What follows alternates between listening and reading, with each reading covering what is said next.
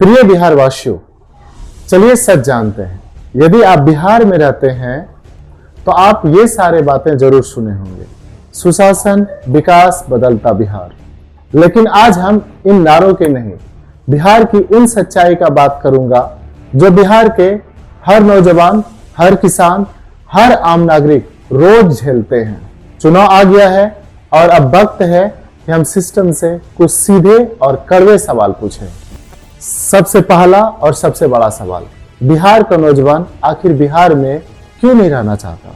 हर साल बिहार के लाखों युवा अपनी पढ़ाई और नौकरी पेशा के लिए दिल्ली, मुंबई, पुणे जाने को क्यों मजबूर है? हमारे यहाँ अच्छे कॉलेज, अच्छी यूनिवर्सिटी क्यों नहीं है?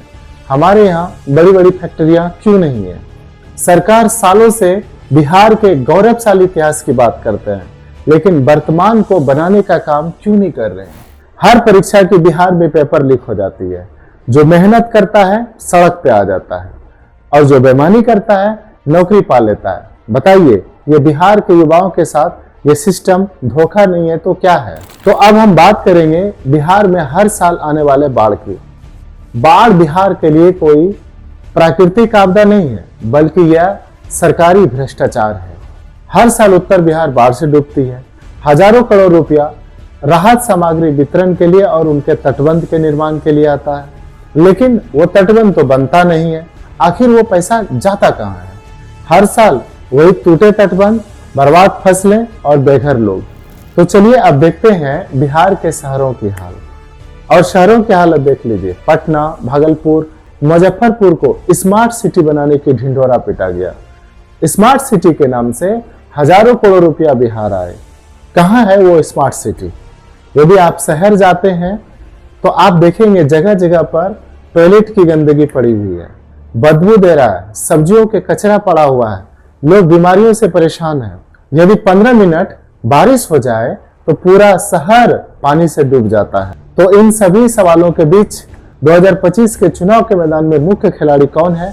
चलिए इन सभी मुद्दों पर सिलसिलेवार ढंग से विश्लेषण करते हैं। एक तरफ सत्ताधारी एनडीए यानी बीजेपी और जेडीयू गठबंधन, इनका फेलियर क्या है? सबसे बड़ा फेलियर यह है कि 18-20 सालों से ये सत्ता में, और जिन सवालों पर हम बात करते हैं, चाहे वो बिहार से युवाओं का पलायन हो या शिक्षा की बदहाली या पुलों का गिरना, ये सब इनके राज्य में हुए हैं।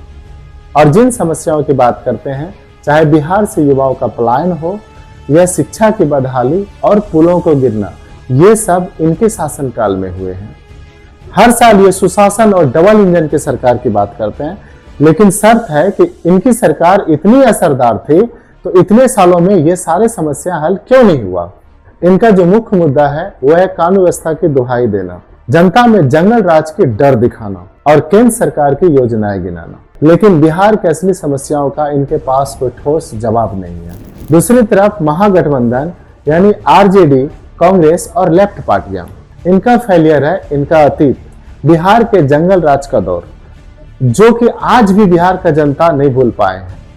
लोग सवाल करते हैं कि यदि ये सत्ता में आ जाते हैं तो क्या वो जंगल राज फिर से वापस आ जाएगा, जिनका प्रमाण कहीं ना कहीं भोजपुरी गानों, इंस्टाग्राम पर फैलते रील्स में देखने को मिलता है। तो चलिए जानते हैं कि इनका मुख्य मुद्दा क्या है। इनका जो मुख्य मुद्दा है बेरोजगारी। तेजस्वी यादव कई बार अपने चुनावी भाषण में बोल चुके हैं, यदि हमारी सरकार आती है तो मैं बिहार के 10 लाख युवाओं को रोजगार दूंगा। लेकिन बात आती है कि यह सिर्फ एक चुनावी भाषण है या इनके पीछे कोई ठोस योजना है। तेजस्वी जी इन मुद्दों को लेकर कितना गंभीर है, यह जनता तय करेगी इनके पिछले शासनकालों का ट्रैक रिकॉर्ड को देखते हुए। और अब तीसरा कौन उभर रहा है? प्रशांत किशोर का जन स्वराज। इनका उदय बिहार में उसी तरह हो रहा है जिस तरह दिल्ली में सिस्टम के खिलाफ लड़ते हुए अरविंद केजरीवाल का उदय हुआ था। जन स्वराज बिहार में व्यवस्था परिवर्तन की बात कर रहे हैं।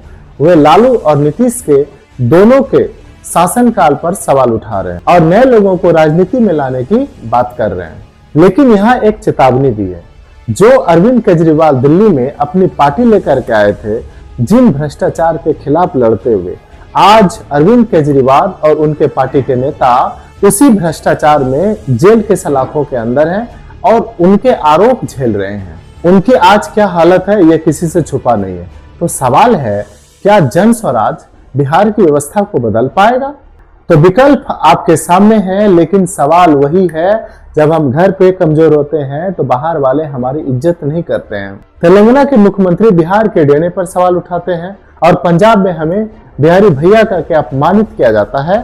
जिन पार्टियों के नेता हमें अपमानित करते हैं वो बिहार की धरती पर आकर हमसे वोट मांग रहे हैं। तो सवाल है आपसे, बिहार की जनता से, जब कोई आपसे वोट मांगने आएगा तो आप उनसे पूछिएगा जरूर कि मेरे बच्चों को अच्छी शिक्षा और बिहार में नौकरियां क्यों नहीं मिलती, और गांव हर साल बाढ़ से क्यों डूबता है, और जिसने मुझे अपमानित किया वो किस मुंह से हमसे वोट मांगने आते हैं। तो प्यारे बिहार वासियों, आपके हाथ में लोकतंत्र की सबसे प्रमुख हथियार है वोट। आप इस हथियारों का इस्तेमाल नारों पर, वादों पर या जाति धर्म के नाम पर नहीं करेंगे, बल्कि इन कड़वे सवालों के जवाब पर इस्तेमाल करेंगे, क्योंकि ये सवाल सिर्फ आपका नहीं, आपके बच्चों का और बिहार के भविष्य से जुड़ा है।